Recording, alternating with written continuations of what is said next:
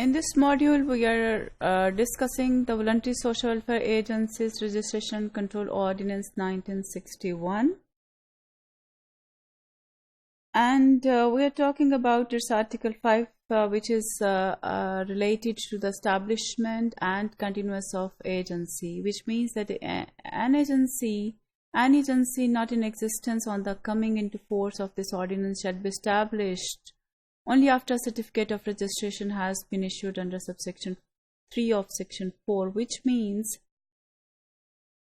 कोई एजेंसी जो है वो तब तक काम नहीं कर सकती वॉलंटरी वेलफेयर एजेंसी जब तक कि वो रजिस्ट्रेशन अथॉरिटी से जो है वो सर्टिफिकेट ऑफ रजिस्ट्रेशन हासिल ना कर ले. No voluntary welfare agency can be established according to this ordinance until and unless it gets a proper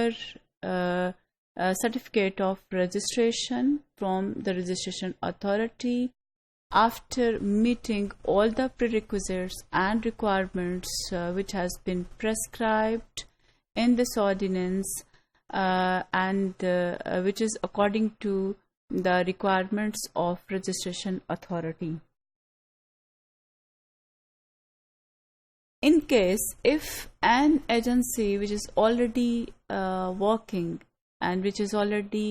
existed shall not be continued for more than 6 months from the date on which this ordinance comes into force, unless an application for its registration has been made within 30 days under section 1 of section 4 in front of the registration authority. Which means कोई already एक जो agency काम कर रही है voluntary social welfare agency इस ordinance के आने से पहले जो वॉलंटरी वेलफेयर एजेंसी काम कर रही है तो वो 6 महीने से ज़्यादा काम अपना कंटिन्यू नहीं कर सकती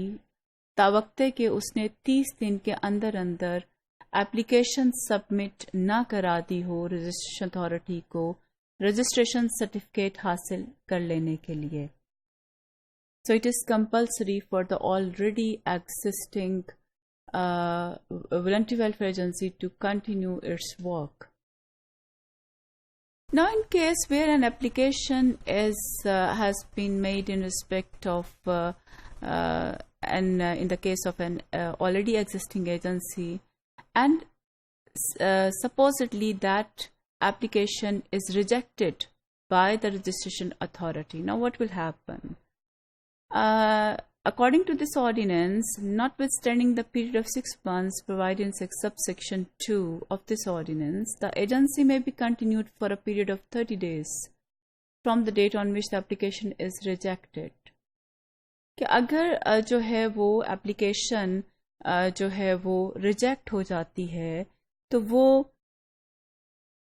6 महीने से ज़्यादा काम नहीं कर सकती उस डेट से कि जिस डेट से उसकी एप्लीकेशन जो है वो रिजेक्ट हुई है. एंड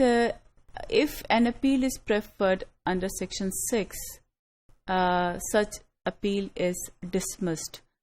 तवक्ते के अगर उसने इस ड्यूरेशन में कोई अपील दायर कर दी और वो अपील जो है वो डिसमिस हो जाती है तो वो 30 दिन से ज़्यादा जो है वो काम नहीं कर सकती. Now, in the case of rejection of that appeal, if the registration authority rejects an application for registration, or the applicant may within 30 days from the date of the order of the registration authority prefer an appeal to the provincial government, and the order passed by the provincial government shall be final and given effect by the registration authority. Which means कि अगर जो registration authority जो है वो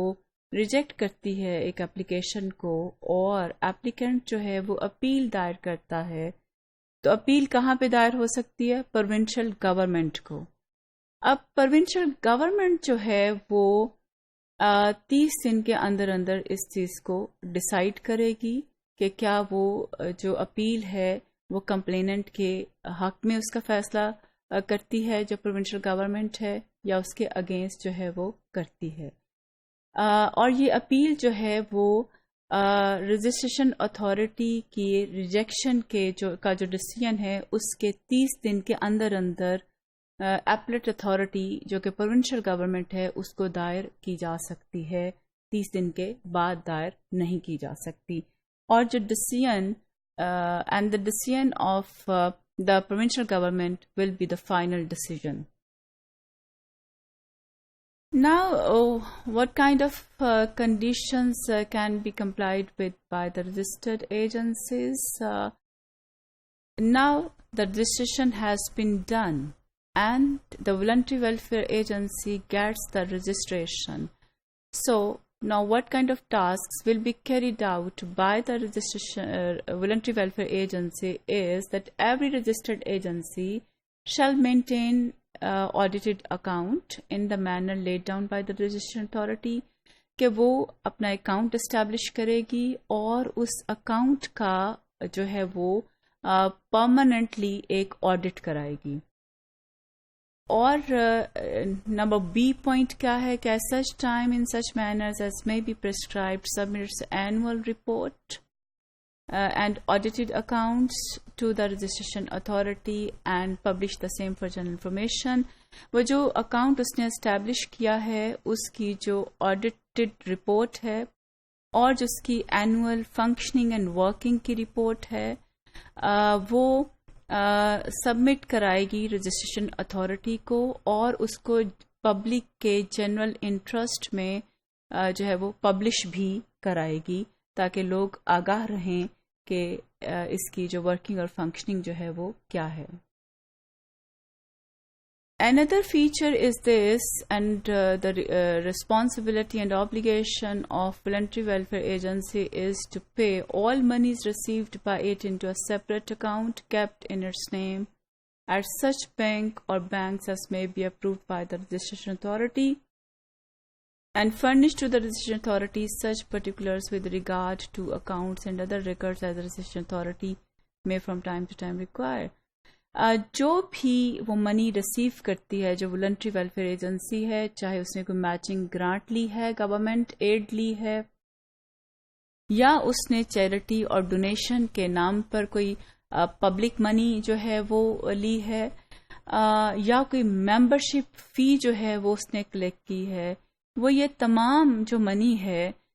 वो उसको एक separate account में रखेगी और उस बैंक के अंदर जो बैंक मेंशन्ड होगा रजिस्ट्रेशन अथॉरिटी के उसकी डोमेन में आता होगा और रजिस्ट्रेशन अथॉरिटी जो है उस बैंक को नॉमिनेट करेगी कि इस बैंक के अंदर आप अपना अकाउंट खुलवा सकते हैं, अपना अकाउंट जो है वो मेंटेन कर सकते हैं और उस अकाउंट की तमाम इंफॉर्मेशन के कौन सी अमाउंट जो है अमाउंट ऑफ मनी और किस जो उसका सोर्स क्या है और किस मैकेनिज्म से वो मनी कलेक्ट हुई है और किस तरीके से वो मनी जो है वो पैसा निकलवाया गया है और किस पर्पस के लिए निकलवाया गया है, तो वो उसकी तमाम जो डिटेल्स हैं वो रजिस्ट्रेशन अथॉरिटी को प्रोवाइड करेगी। रजिस्ट्रेशन अथॉरिटी जो है वो किसी भी ऑफिसर को जो उसने ऑथराइज किया है वो रजिस्ट्रेशन अथॉरिटी के बिहाफ पर जो है वो एक टाइम टू टाइम जो है वो इंस्पेक्ट कर सकता है, उसको ये इख्तियार हासिल है कि वो इस अकाउंट की डिटेल्स को चेक कर सकता है और जो बुक्स ऑफ अकाउंट्स हैं वो चेक बुक्स हैं या दूसरा कोई रिकॉर्ड है तो उनको भी चेक कर सकता है एजेंसी की, और जो भी सिक्योरिटीज़ हैं, कैश है या दूसरे एसेट्स हैं, प्रॉपर्टीज़ हैं वॉलंटरी वेलफेयर एजेंसी के जो उसकी पोजीशन है